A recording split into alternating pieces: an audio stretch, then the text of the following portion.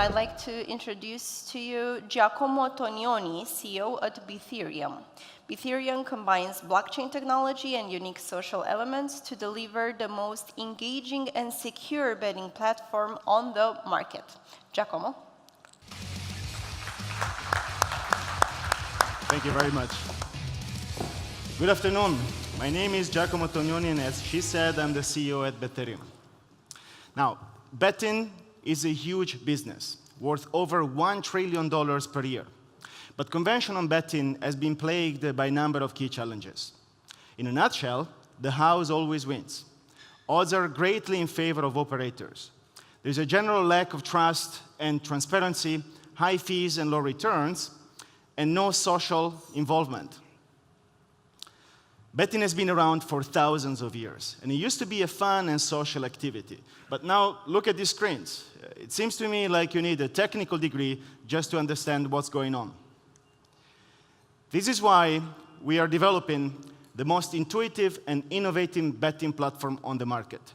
One that will be enjoyed by existing bettors, but also by those who've been intimidated by the complexity and trust issues of current solutions.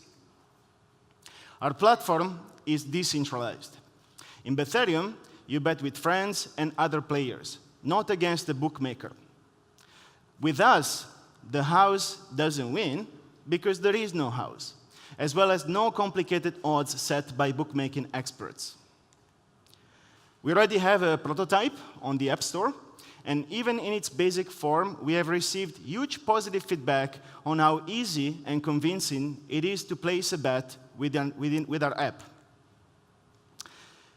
But we are not developing just the most user-friendly betting application on the market. We are combining it with powerful gamification elements so that we can provide to players a truly rewarding experience. For example, we're integrating social chat, achievements and badges, leaderboards, and alliances. We're going to have a number of competitions and events to keep players engaged at all times. Our solution is built on the blockchain. With us and Bethereum, every bet is handled by a smart contract. The smart contract records the conditions for the bet, keeps the funds in escrow, verifies the bet outcome via the use of oracles, and automatically pays out the winnings, all without human intervention or possibility for manipulation. We're going to start with sport betting and add e-sport content, fantasy sport, and even third-party games. And we will take a small fee from the winnings. But we're not limiting ourselves to a fancy sports book on the blockchain. Our vision is to develop a broad B2C and B2B ecosystem and to establish our Bether token as a global betting standard. For this reason, we're creating a platform catering to the needs of a broad consumer and business base. Casual bettors, high rollers, white label customers, conventional betting agencies, third-party operators, third-party developers, and market affiliates, all fueled by our Bether token and running on our unique betting protocol. This strategy doesn't only provide us with more revenue streams and lower risks via diversification, it also greatly boosts the potential for widespread token adoption. Our BetherNet protocol and developer SDK will enable third-party developers to easily integrate their games within our platform. For example, casino and poker games. That way, we can provide players with much more content without incurring high development fees. And the whole thing, the whole platform, is fueled by our ERC20 token, the Bether. The token is used to handle all the bets and transactions on the platform, and even to pay commissions to third-party developers. Players will be able to easily obtain it on major exchanges or in return for fiat and other cryptocurrencies using our open-source Bethereum wallet. We're only as good as our community. A project like Bethereum, which aims at putting betting into the hands of millions, needs a team that can create strong social engagement. And our growing community is proof that we can do just that. We have over 50,000 Telegram members, 20,000 Twitter, and 17,000 Facebook followers. We hold the global record for Telegram community increase within 48 hours. And all of this was achieved organically through an innovative bounty system, competitive games, and social events. Now, we know that our vision is ambitious. We believe that we can execute on it, but we need the funding to do so. For this reason, we are running a token sale for a total of 25,000 Ether.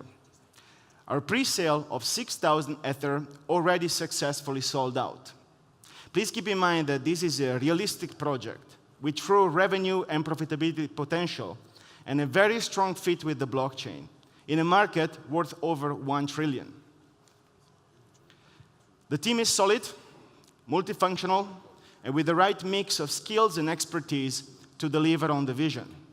We believe we can revolutionize the online betting industry by combining cutting-edge technology with truly unlimited passion. Thank you.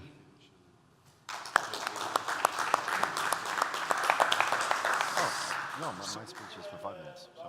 4 minutes, and I just wanted to know if you have any questions. I've been told there would be questions. Yeah. I have a question. Sure.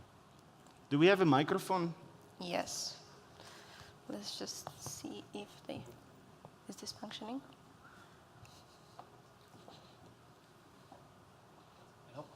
I would like to understand how do the Oracle work? Sure. The Oracle is basically part of our betting protocol. And the way that it works is that we're going to have a number of data feeds, for example, for sports events like football matches.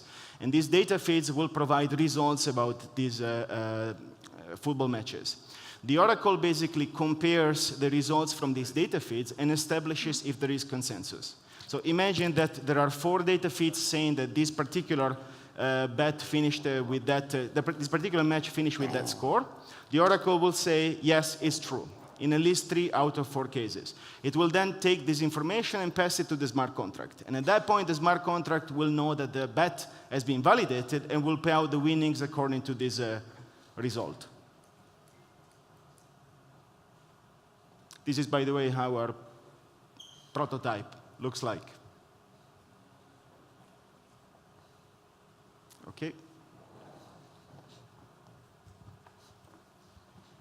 When you said that compared to traditional betting and what we see today, even to this day, even with some coin-driven opportunities, and the house always wins, but in this case, the house won't win. How does it compare and how you neutralize those positions based on current gamers of the establishment of their platforms where they want to integrate to then actually try to position themselves to offer their gaming solutions? Is there a process that you go to verify and authenticate how their algorithms are compacted in those packets and how they may be able to hide it within the algorithm encryption? Okay, so a couple of questions basically built into that. When I say that the house always wins, it's not just based on the fact that statistically, over a certain amount of bets, the house will win. It's also based on the fact that with a centralized operator, you can actually distort the results. So it's not uncommon for an operator to cancel a bet because they're losing 2 millions, or to create distortions within basically how the bets are awarded. So we want to fix that, and we want it to be transparent and secure and recorded on the blockchain. With regards to integration of third-party developers, basically what we want to do is to act as an ecosystem for other developers. So a gaming platform, so to speak, in which we will select the best games and the ones that have the best fit with our platform. We will provide to them the branding, the traffic, the integration within our technology, the security, and we will then place this content into the hands of players. The reason why that is very important is because betting is great, but it happens only in cycles. You've got the football matches at the end of the week. So you need to be able to provide content to players every day so they stay within your platform. And that can be done with the third-party games, such as casino games. It's pretty good. No. Yeah. Yeah. So fast. They reset the counter, so I don't know how long we have left. But There is one question. Okay.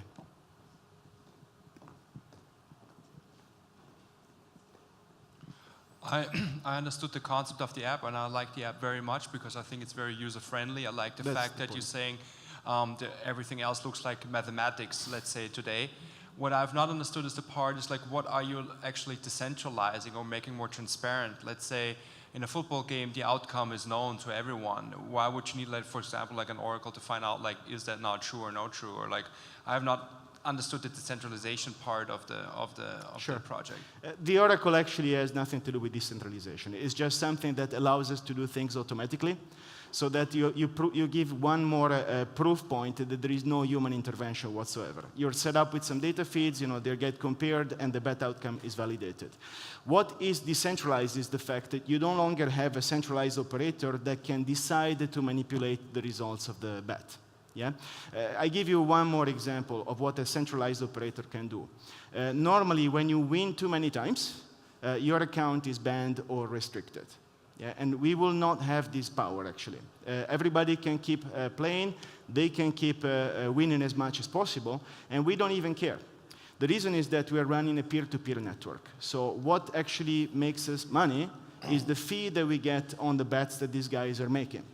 It is not the margin that is built in the odds and all that. So we're acting sort of as an operator that is putting all the players together, and every single couple of players or set of players is basically working with a smart contract between the players. I'm not sure that I answered fully. Maybe we can follow up. Yes? Thank you.